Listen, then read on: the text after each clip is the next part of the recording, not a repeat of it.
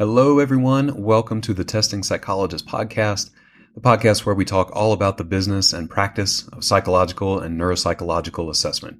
I'm your host, Dr. Jeremy Sharp, licensed psychologist, group practice owner, and private practice coach. This podcast is brought to you by PAR.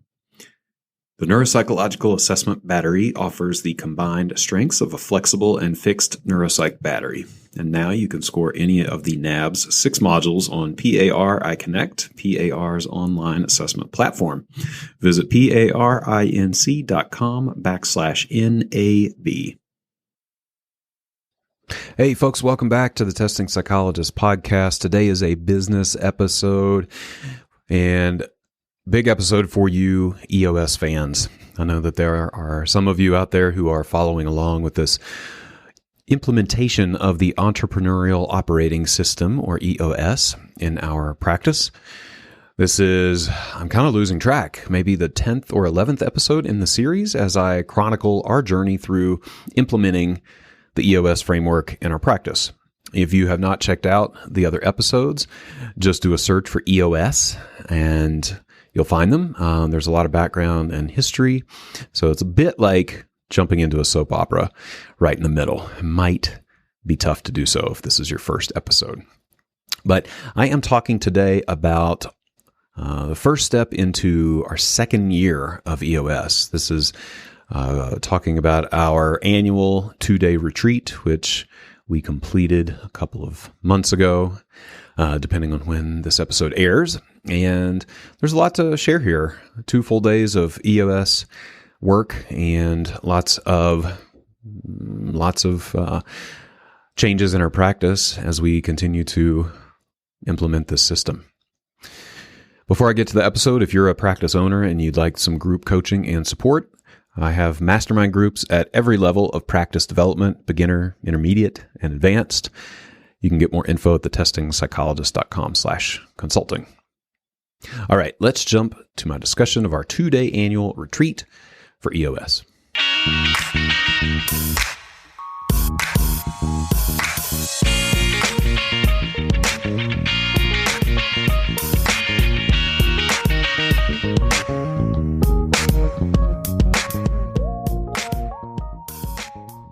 All right, let's get right to it.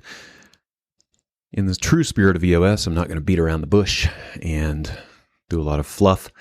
So I'm talking about our 2-day annual retreat. So last time we left off, it was mid-January 2023, and our team had just finished our last quarterly pulsing of 2022. We scheduled our annual for early April, and as I said, this is the first step into our second year of running EOS. It's actually about 15 months into running EOS. But quick word on the cadence of EOS. So you start strong. Once you sign up and decide to work with an implementer or a consultant, you do a full day meeting with your leadership team, or in our case, if you don't have a leadership team, you bring in all the folks who might be good candidates for your leadership team, and you go through the process of selecting that team. So you do a full meeting, then 30 days after that, you do another full day meeting, and 30 days after that, you do another full day meeting. This gives 3 full day meetings in the first 2 months, and it really serves to propel your business forward with the EOS system and start to gain a little bit of momentum as you implement it. And after that, you move to 1 full day meeting every quarter and then a 2-day annual meeting. So just to orient folks to the whole process and let you know where we are at with that. So this is our first annual. Like I said, it was 2 days back to back. In our case, we cleared out a Thursday and a Friday. And as always, we rented a conference space in a co-working area here in town. We've used it every single time. Now, you could, of course, just do the meetings at your practice. I think that getting out of the typical business setting is nice to kind of shift the frame a bit and give people a fresh perspective.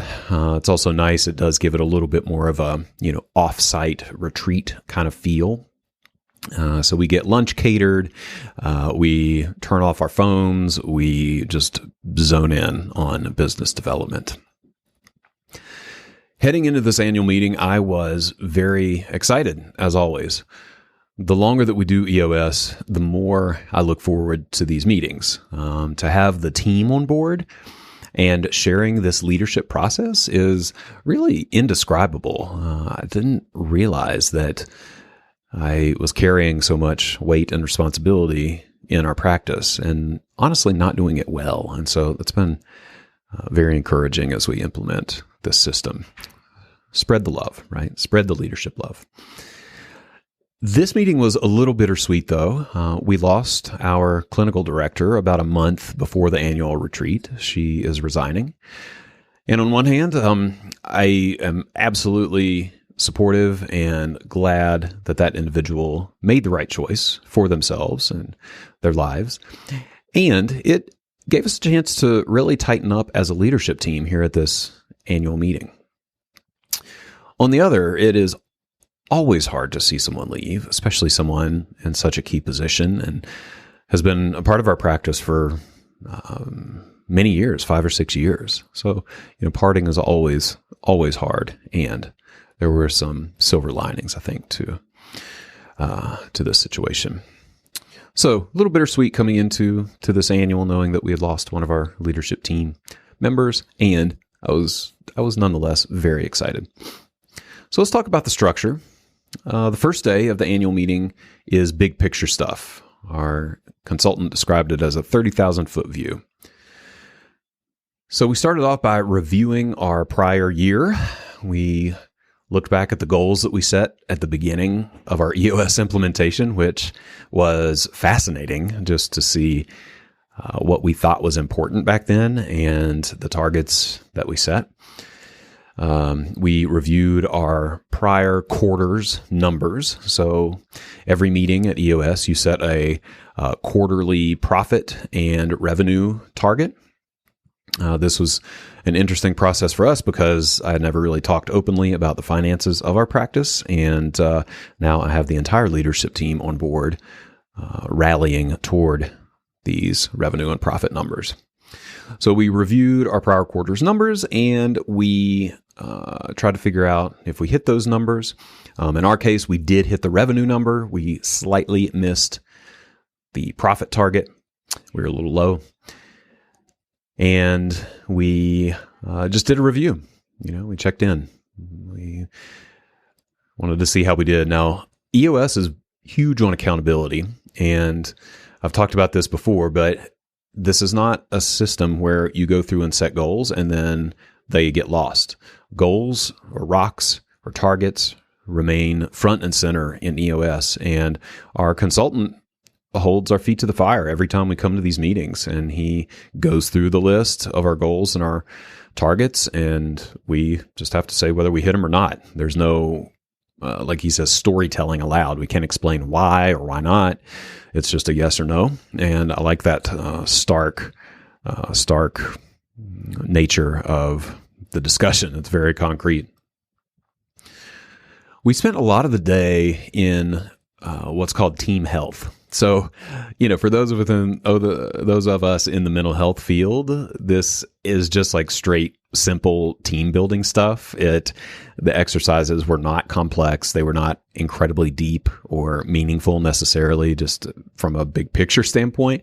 If you heard these things, you'd be like, oh yeah, that's like basic, icebreaker 101. But they were really powerful, actually.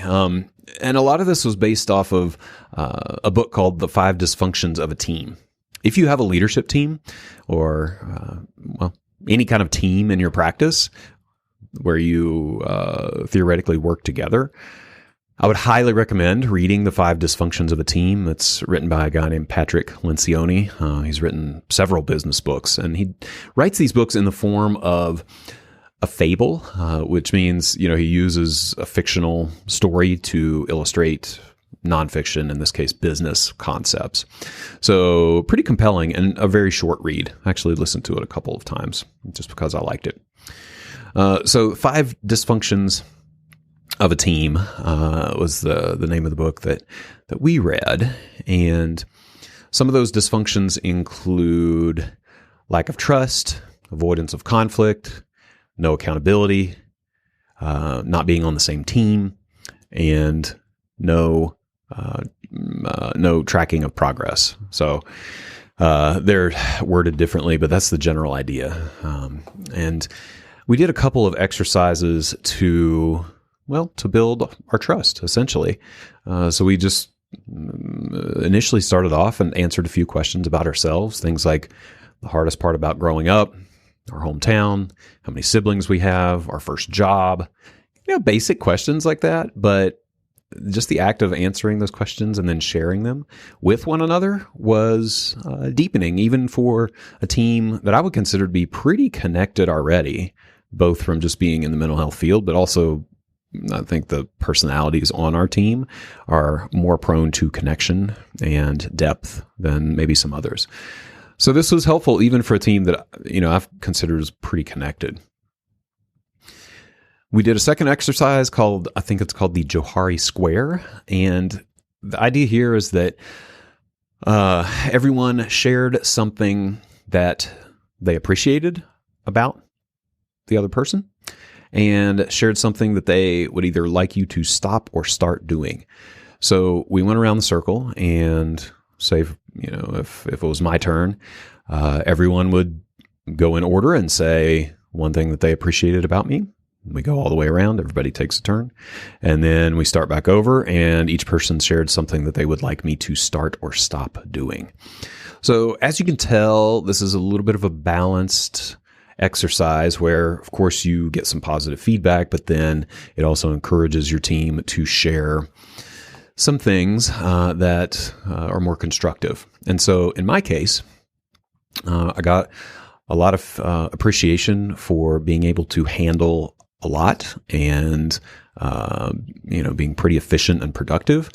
But the recommendation for something that I should start doing is to be more nurturing to our team.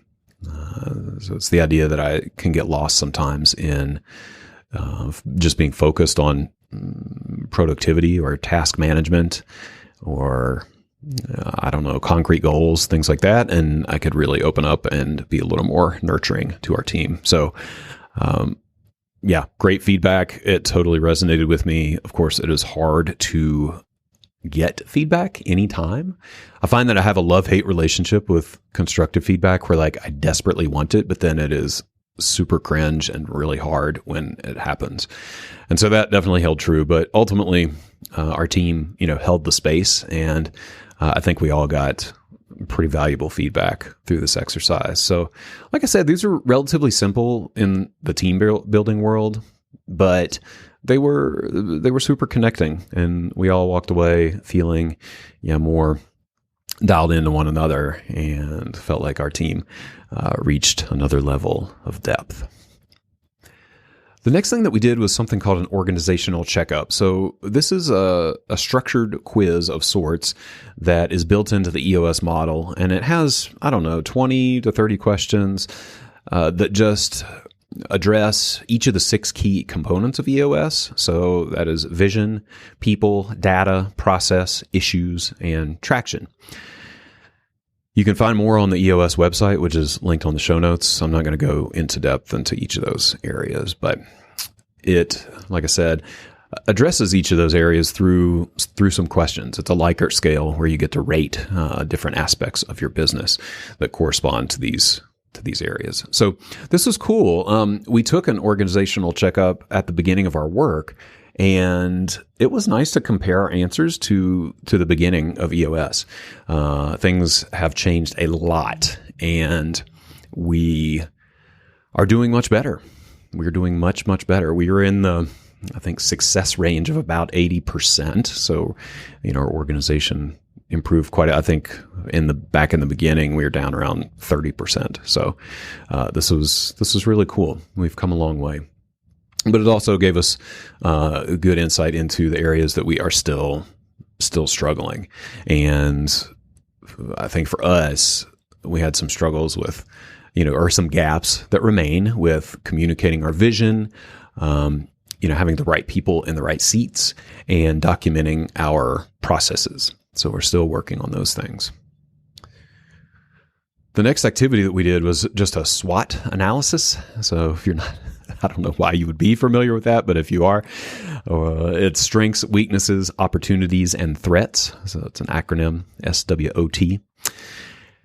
Also interesting. I mean, these are the kinds of things that I think we all hear about and might dip into here or there, but to have such a structured way of approaching it and deliberate time set aside was really helpful. So it's just an exercise where you list out the strengths of your business, the weaknesses of your business, opportunities for your business, and threats to your business. So in our case, our strengths are incredible referral sources, a fantastic team, leadership that truly cares, things like that. Challenges were things like communication, documenting processes, like I mentioned. Opportunities, we identified lots of opportunities in the community to expand our practice and to invest more in our employees. And then threats are things from the outside that might, threaten the success of our business. And those are things like unhappy employees and inflation and insurance reimbursement, things like that. So what we took from that was it generated a lot of issues for our issues list. And if you remember in EOS, there's a leadership meeting every week where we start with a list of designated, defined issues, and we work through them and try to solve them. So there's a connection here between the SWOT analysis and generating lots of issues for our issues list. As we started to wrap up the day, we checked in on what's called our Vision Traction Organizer. This is a document that holds our values, our core focus, our niche, our marketing strategy, and our 3-year picture. So, large document that actually is not that large. It's 1 page, but it aggregates a lot of important information for your business. So we kept our values, which was nice. Nice to check in a year later and realize that our values were still very relevant and fit. We tweaked the core focus a bit. So previously, our core focus was we bring amazing people together to provide research-informed, strengths-based counseling, assessment, and training that truly helps our community thrive. We separated that into a true core focus and then a niche. So our core focus is bringing amazing people together to help our community thrive. Our niche is providing research-informed, strengths-based counseling, assessment, and training. So a little tweak, but important nonetheless. And then we tweaked our 3-year picture. This was actually really important, and I'll say a little bit about this. So the 3-year picture for revenue and profit initially had a lot of emphasis on growth, so growing revenue, bringing in more money to the practice. But we had a discussion during the EOS meeting where we addressed what's called the Rule of 40. This is a loose rule that typically applies to software companies that essentially addresses the relationship between growth and profit, or revenue and profit, in a business. And the Rule of 40 is that in any given year, the percent of growth compared to the previous year and the percent of profit should equal about 40. So let's take an example of that. So let's say in any given year, you want to grow your company by 20%. The likelihood is that your profit will also be about 20%. 20 plus 20 equals 40. If you choose to grow your company by 40% year over year, so this will mean you go from, say, $1 million in revenue to $1,400,000, then you may have 0% profit. So the idea here is that there is an inverse relationship between revenue growth and profit. And this was illuminating for us. We've recognized that we have grown by anywhere from 40 to 80% every year over year since we've been a business. And so we tweaked this to flatten out the revenue curve over the next 3 years and be less aggressive with hiring so that we can really dial in our systems and amp up the profit. So that's how we ended day one. I walked away very charged up and pretty tired, as always. But I love this big picture visioning stuff. I love having the team on board talking about the finances, and it was great to connect with my team and feel a little bit more of a deepening of our leadership vibe. Let's take a break to hear from our featured partner. The Neuropsychological Assessment Battery, or NAB, is a comprehensive instrument offering the combined strengths of a flexible and fixed neuropsych battery. It lets you administer the full battery, any of its 6 modules, or individual tests. And now the NAB modules are available for scoring on PAR iConnect, PAR's online assessment platform. Learn more at parinc.com/NAB.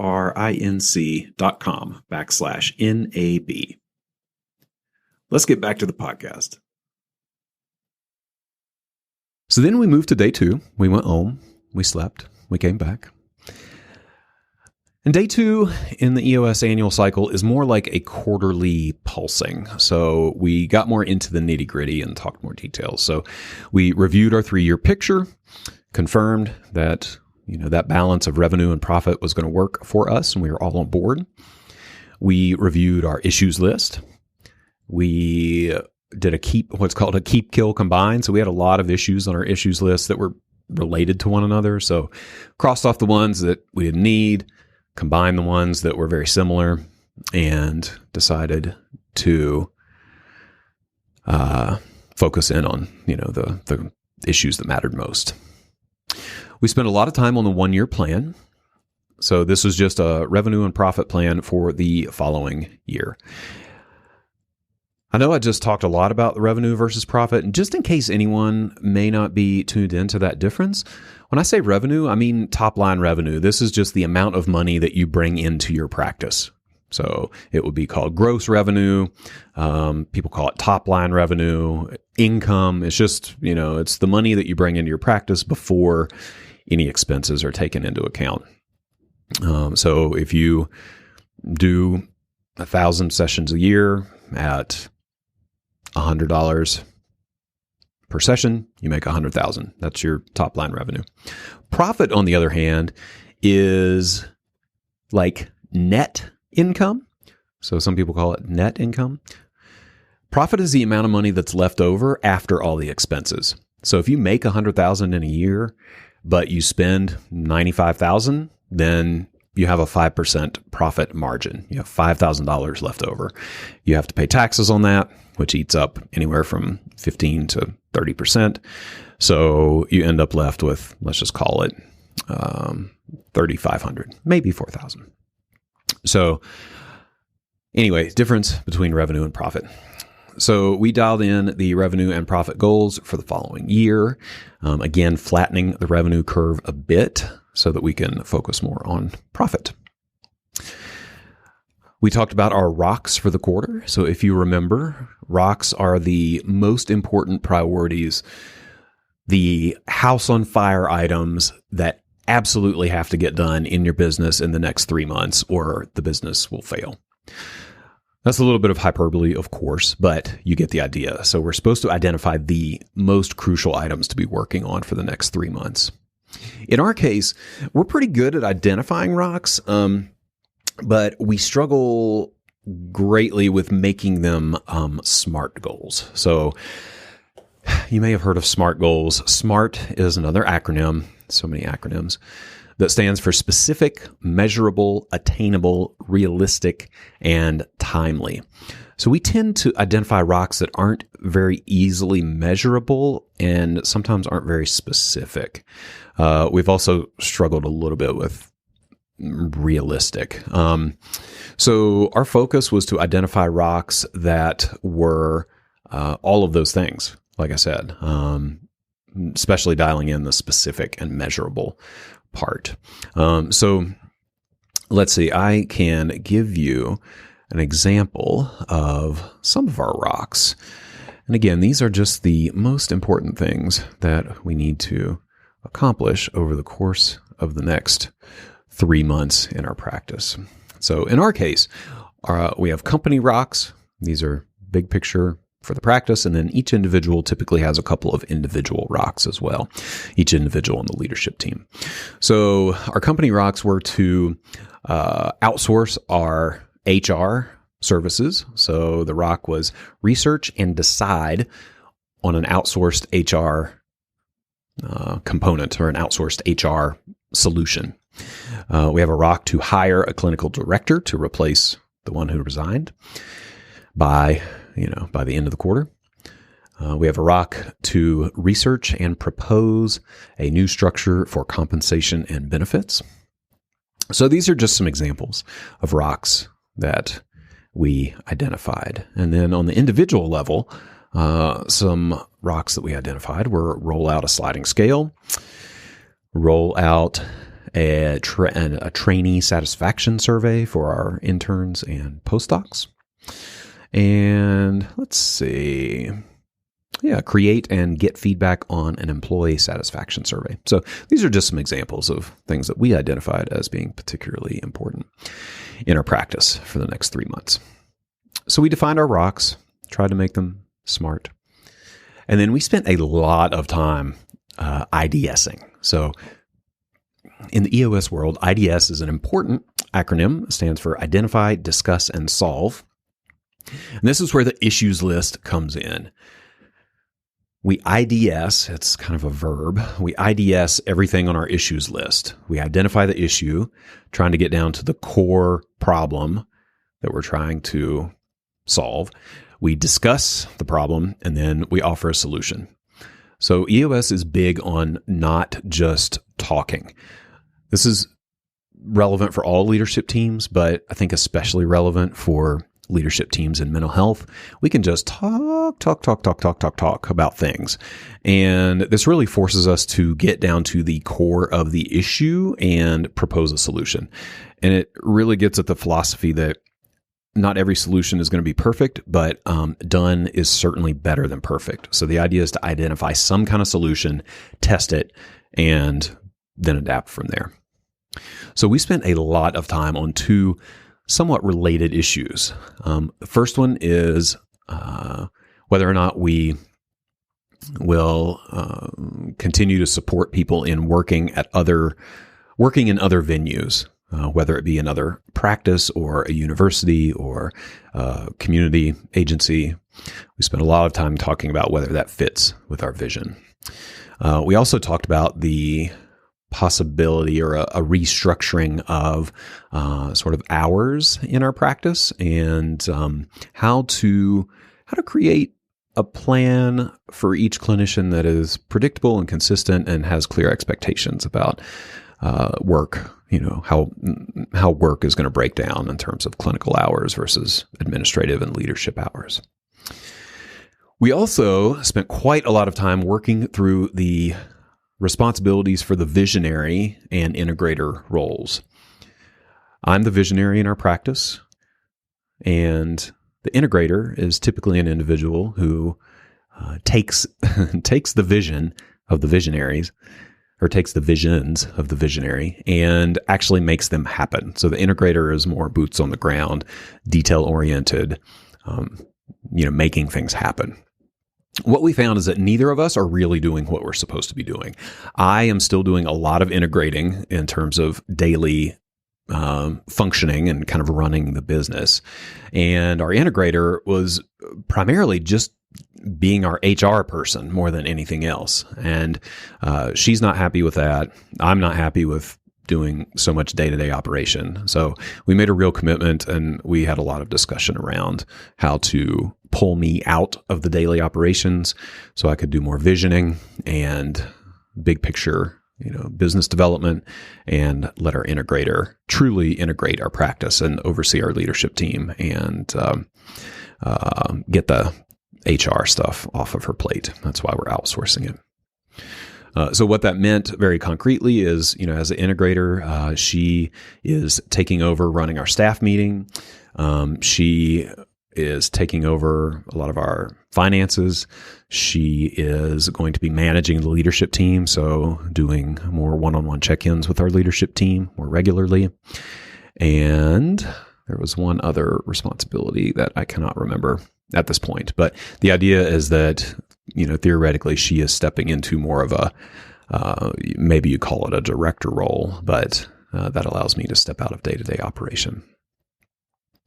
So all in all, we did a lot over these 2 days, and it was a nice combination of big picture and micro level intervention. So by the end of the second day, I was pretty exhausted, but also kind of wired. We came out of the session with a really connected leadership team with some deepening of our relationships. And we're getting a lot better at defining like really smart goals and rocks. It feels like we're making big, hard decisions to move our practice forward and continue making the leap from quote unquote, like friends who work together, i.e. like a loose practice structure with very poorly defined expectations and accountability, to a legitimate business. There is some grieving there, of course.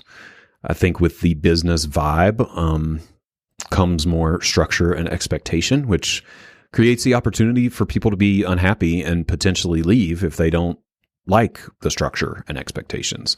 Now, we had problems with the other structure too, though, when things were too loose and expectations weren't clear. Other different types of people struggled with that. So this is something that has been really hard as a leader, is to navigate this whole dynamic. I built the practice with the intent of creating a close-knit group of folks who genuinely enjoy one another and their work. And it's not mutually exclusive, of course, to running a successful and profitable business, but I have found that the larger we get, the more we have to focus on the business. And that means disappointing some individuals and potentially excluding some team members if they're not a good fit for this new structure, where we're evolving the expectations and making things a little bit more clear, and maybe even like requiring certain work plans for individuals versus letting people kind of do what they want.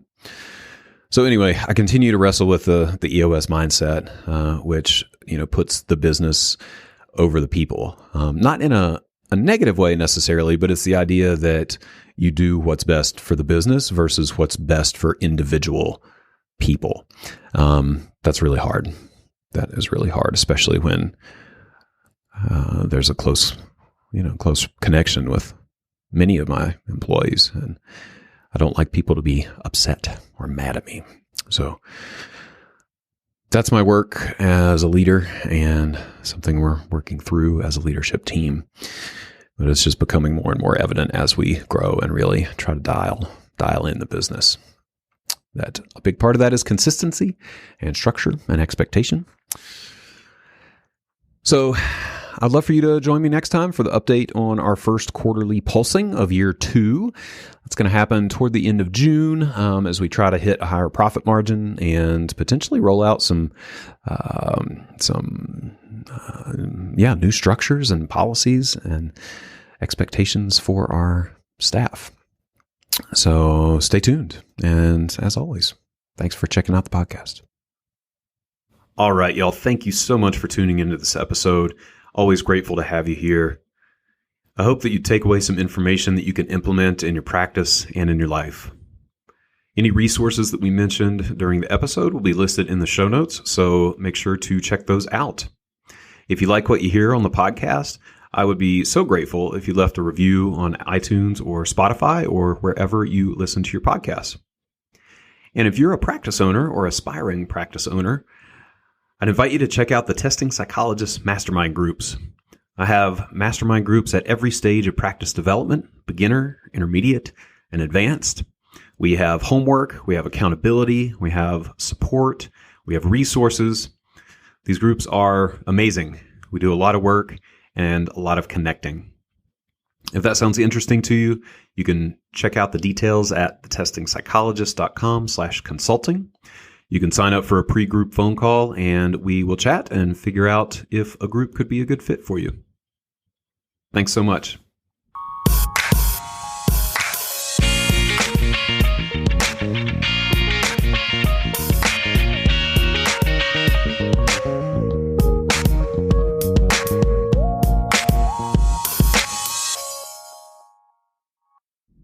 The information contained in this podcast and on the Testing Psychologist website are intended for informational and educational purposes only. Nothing in this podcast or on the website is intended to be a substitute for professional psychological, psychiatric, or medical advice, diagnosis, or treatment. Please note that no doctor-patient relationship is formed here, and similarly, no supervisory or consultative relationship is formed between the host or guests of this podcast and listeners of this podcast. If you need the qualified advice of any mental health practitioner or medical provider, please seek one in your area. Similarly, if you need supervision on clinical matters, please find a supervisor with an expertise that fits your needs.